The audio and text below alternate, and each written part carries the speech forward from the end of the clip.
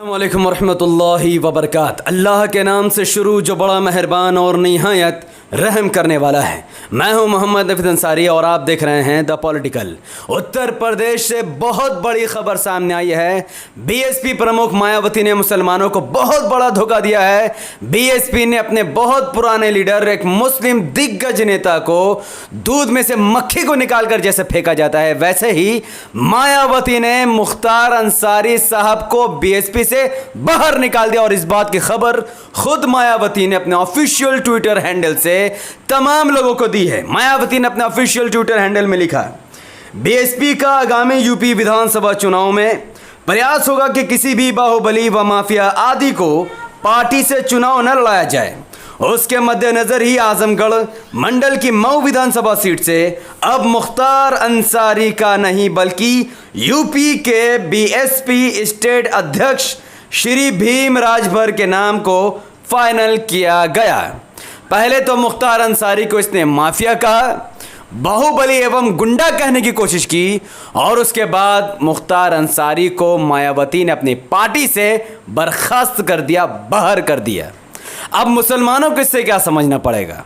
जिस मुख्तार अंसारी को मायावती बाहुबली माफिया या गुंडा कहने की कोशिश कर रही है, वही मायावती और वही मुख्तार अंसारी साहब को उसने 2017 में बीएसपी का टिकट देकर मऊ से चुनाव लड़ाया था। और ये वही मुख्तार अंसारी है जिसे आज ये गुंडा या मवाली या फिर माफिया या बाहुबली कह रही है।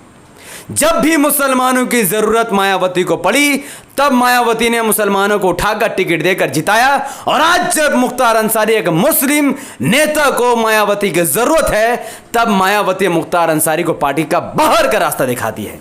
लेकिन अफसोस करने की जरूरत नहीं है उत्तर प्रदेश के मुसलमानों, जिस मुख्तार अंसारी को मायावती ने पार्टी से बाहर का रास्ता दिखाया, उसी मायावती के द्वारा निकाले गए मुख्तार अंसारी साहब को ऑल इंडिया मजलिस इत्तेहादुल मुस्लिमीन उत्तर प्रदेश में मऊ से टिकट देने की घोषणा कर चुकी है। उत्तर प्रदेश में एमआईएम ने साफ तौर पर कहा है कि अगर मुख्तार अंसारी चाहे तो वो एआईएमआईएम को ज्वाइन करके मऊ से टिकट लेकर अपनी चुनाव लड़कर मायावती को मजा चखा सकते हैं। और ये सिर्फ चुनाव लड़ने की बात नहीं है। आने वाले वक्त में अगर वाकई में मुख्तार अंसारी साहब एआईएमआईएम को ज्वाइन करते हैं तो आने वाले वक्त में अगर यूपी में ज़्यादा गुंडागर्दी बढ़ती है तो यकीन मानिए मुख्तार अंसारी को एआईएमआईएम चीफ मिनिस्टर तक बना सकती है। और इसमें कोई दो राय नहीं है। अब फैसला मुख्तार अंसारी को करना है कि वो बीएसपी से बाहर आकर वो एसपी को चुनते हैं या एमआईएम को चुनते हैं, फैसला उनका है। अगर आप में से किसी को लगता है कि मुख्तार अंसारी कोई आम आदमी है, आप गलत समझ रहे हैं। आप मुख्तार अंसारी के अब भी उत्तर प्रदेश में 2 विधायक हैं। उनकी अपनी पार्टी भी थी पुरानी जिनका नाम था कौमी एकता दल। मुख्तार अंसारी ने पिछली बार मऊ से इलेक्शन लड़ी, लगभग 97,000 वोट लेकर उन्होंने मऊ में अपनी जीत पक्की की और सामने एसबीएसपी के नेता और अन्य भगवदर हिंदुत्व आइडियोलॉजी रखने वाले नेताओं को उन्होंने हराया। इसके अलावा मुख्तार अंसारी अकेले इलेक्शन या फिर पॉलिटिक्स में नहीं है, बल्कि उनके भाई हैं अफजल अंसारी और ये और भी ज़्यादा ताकतवर नेता है जो कि बीएसपी से सांसद बने हैं फूलपुर से। 2019 के लोकसभा इलेक्शन में जब पूरे उत्तर प्रदेश में बीजेपी की हवा थी तब फूलपुर से बीएसपी का टिकट लेकर अफजल अंसारी साहब ने 5,66,082 वोट बटोरे थे। पूरे फूलपुर कंस्टिट्यूएंसी से 51.20% वोट अकेले अफजल अंसारी ने लिया था और वहां पर बीजेपी के कैंडिडेट मनोज सिन्हा को धूल चकाई थी। मुख्तार अंसारी या फिर उनके भाई अफजल अंसारी के अंदर यह ताकत है कि वो उत्तर प्रदेश में कुछ इलाकों में बीजेपी का सफाया कर सकते हैं, सर्वनाश कर सकते हैं और बीजेपी के गुंडों को धूल चखा सकते हैं। तो अगर मुख्तार अंसारी उनके भाई अफजल अंसारी एमआईएम में आ जाते हैं तो उनका सीएम बनना लगभग तय हो जाएगा। वो सीएम बन सकते हैं, पार्टी डिसाइड करेगी। लेकिन मैं यकीन के साथ कहता हूं कि एमआईएम में ऐसी पॉलिटिक्स नहीं चलती, बल्कि ताकतवर नेता को सीएम बनाना ही एमआईएम का काम है। उसके अलावा बीएसपी का मुसलमानों को धोखा देना और उनके लीडरशिप को कमज़ोर करना ये सिर्फ बीएसपी ने नहीं किया है, बल्कि समाजवादी पार्टी ने भी ठीक ऐसा ही खेल खेला था अतीक अहमद के साथ। वही अतीक अहमद जिन्होंने समाजवादी पार्टी का टिकट लड़कर सांसद भी बने, विधायक भी बने, लेकिन जब उन पर केस और कार्रवाई, फॉल्स एलिगेशन लगाए गए और उन्हें अखिलेश यादव की तब ज्यादा जरूरत थी, उसी वक्त अखिलेश यादव ने भी अतीक अहमद को अपनी पार्टी से निकाल दिया और एक बार फिर ऑल इंडिया मजलिस इत्तेहादुल मुस्लिमीन के अध्यक्ष बैरिस्टर असदुद्दीन ओवैसी साहब ने अतीक अहमद को टिकट देने का फैसला किया और अतीक अहमद के पूरा का पूरा परिवार ने AIMIM को ज्वाइन कर लिया।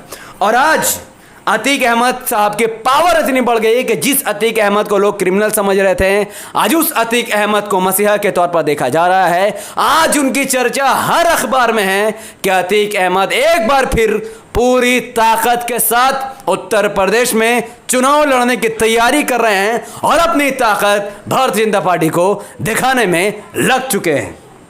तो BSP ने मुख्तार अंसारी को धोखा दिया, MIM उसको टिकट देगी मुख्तार अंसारी साहब को। समाजवादी पार्टी ने अतीक अहमद को धोखा दिया, उनका इस्तेमाल किया और फिर दूध में से निकालकर फेंक दिया। लेकिन उन अतीक अहमद साहब को भी MIM टिकट देगी, उनके पूरे परिवार को सम्मान देगी।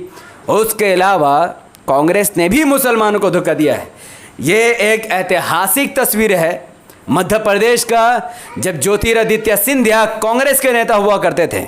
मध्य प्रदेश में एक मीटिंग थी कांग्रेस द्वारा की गई और उस मीटिंग में ज्योतिरादित्य सिंधिया ने एक हिंदू नेता को बैठाने के लिए एक मुस्लिम कांग्रेसी नेता नूर मैडम को नीचे उतार दिया। स्टेज से नीचे उतरने का ज्योतिरादित्य सिंधिया ने कहा कि मिसेस नूर उतर कर चुप से नीचे बैठ जाइए, क्योंकि यह सीट एक हिंदू नेता की है। और कांग्रेस ने भी मुसलमानों की औकात दिखाई और एक मुस्लिम लेडी नेता को मंच से उतार कर नीचे बैठा दिया।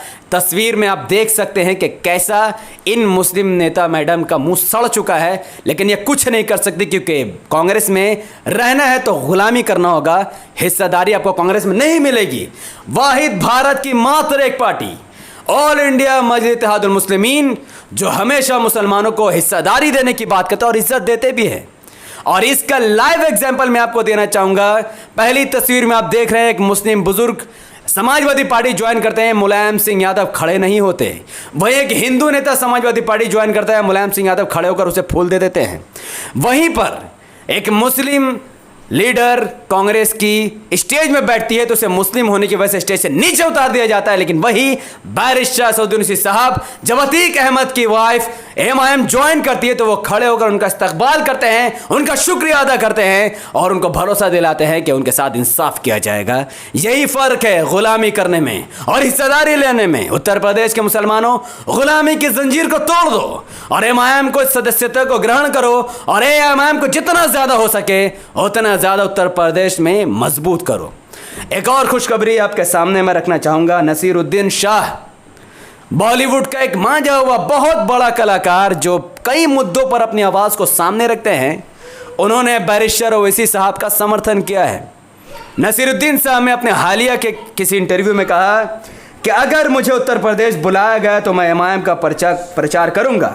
ओवैसी एक ईमानदार नेता है और ये कोई आम इंसान नहीं कर रहा, बल्कि नसीरुद्दीन शाह है जो चाहते तो पैसे लेकर कांग्रेस के लिए काम कर सकते थे, जो चाहते तो पैसे लेकर अखिलेश का प्रचार कर सकते थे, जो चाहते तो पैसे लेकर मायावती का प्रचार कर सकते थे या फिर करोड़ों रुपए लेकर BJP का प्रचार कर सकते थे। लेकिन नसीरुद्दीन शाह बिना किसी शर्त के AIMIM का प्रचार करना चाहते हैं, क्योंकि वह बैरिस्टर ओवैसी साहब को एक ईमानदार और नेक नेता के रूप में देखते हैं। अरे दोस्त दुश्मन भी ओवैसी साहब की तारीफ कर रहा है। सेंट्रल का एक मिनिस्टर अठावले, आपने इनको कई बार पार्लियामेंट में हंसी मजाक करते हुए देखा होगा। ये सेंट्रल के मिनिस्टर हैं, हाँ BJP के साथ हाथ मिलाकर ये सरकार में है, हमारे दुश्मन हैं, लेकिन फिर भी ये ओवैसी साहब की तारीफ कर रहे हैं, उनके लीडरशिप को मान रहे हैं, उनके क्वालिटी को एक्सेप्ट कर रहे हैं। उठावले ने कहा कि मुसलमानों के लिए मुस्लिम लीडर ज़रूरी है और ओवैसी साहब मुसलमानों को ओवैसी साहब को चुनना ही चाहिए। मैं इससे बड़ी और क्या बात कहूँ आपके सामने। तो फैसला आपका है कि आप SP, BSP, कांग्रेस जैसे घटिया पार्टियों में अपने वोटों का विभाजन करके BJP को फायदा पहुंचाना चाहते हैं, या फिर उन तमाम पार्टियों को लात मारकर AIMIM को एक मत होकर वोट देकर किसी भी हाल में BJP, कांग्रेस, SP और BSP को धूल चखाना चाहते हैं। फैसला सिर्फ और सिर्फ आपका, इख्तियार भी आपका और अधिकार भी आपका। मेरा काम सिर्फ और सिर्फ आप तक सही खबर पहुंचाने का है। तो मुख्तार अंसारी साहब के जितने भी फॉलोअर्स हैं उनको चाहिए कि मुख्तार अंसारी साहब तक ये पैगाम पहुंचाए कि उनको AIMIM ज्वाइन कर लेनी चाहिए, क्योंकि उनको बार बार धोखा खाने की आदत मेरे ख्याल में नहीं होगी। BSP ने धोखा दिया तो SP भी धोखा दे देगी और कांग्रेस भी। उन्हें अगर सही हिस्सेदारी मिलेगा तो सिर्फ और सिर्फ AIMIM में। तो मुख्तार अंसारी के फॉलोअर्स अगर चाहते हैं कि वो AIMIM में शामिल हो जाए और उत्तर प्रदेश में उनको चीफ मिनिस्टर के रूप में अगर उनको देखना चाहते हैं तो मुख्तार अंसारी साहब से मिले और उनको मशवरा दे, ये पैगाम पहुंचाए कि AIMIM को आज उनकी ज़रूरत और उनको AIMIM की ज़रूरत है, क्योंकि बैरिस्टर ओवैसी साहब अपने लिए नहीं बल्कि कौम के लिए लड़ते हैं। और मुख्तार अंसारी भी एक कौम के सिपाही हैं जिनको मुस्लिम होने की वजह से बाहुबली, माफिया, गुंडा, पता नहीं क्या क्या समाजवादी पार्टी, BSP और कांग्रेस मिलकर कहती है, लेकिन वह हमारे कौम के लीडर है, हम उसे एज अ मसीहा ही कंसिडर करेंगे। बहुत बहुत शुक्रिया। अब आपको इस वीडियो को उत्तर प्रदेश के लाखों मुसलमानों को दिखानी है ताकि उनको पता चले कि SP, BSP, कांग्रेस में उनकी औकात क्या है और AIMIM उनको कितना चाहती है। तो इस वीडियो को लाखों लोगों तक पहुंचाने के लिए इसको लाइक कीजिए, इसके लिंक को WhatsApp, Facebook, Instagram में शेयर कीजिए। अपनी बातों को कमेंट पर रखिए कि आप SP, BSP, कांग्रेस को वोट देगा या फिर अपना ईमान के साथ अपना वोट AIMIM को देकर कौम को मुत्तहिद करके कौम को मजबूत करोगे, संविधान को मजबूत करोगे और बैरिस्टर ओवैसी साहब के हाथों को मजबूत करोगे। हमारे YouTube चैनल द पॉलिटिकल को सब्सक्राइब करें, बेल आइकन को हिट करें, मुझे अपनी दुआ में याद रखें। बहुत बहुत शुक्रिया। अस्सलाम वालेकुम रहमतुल्लाहि व बरकात। अल्लाह के सलामती रहमत बरकात अब तमाम भाई और बहनों पर हो।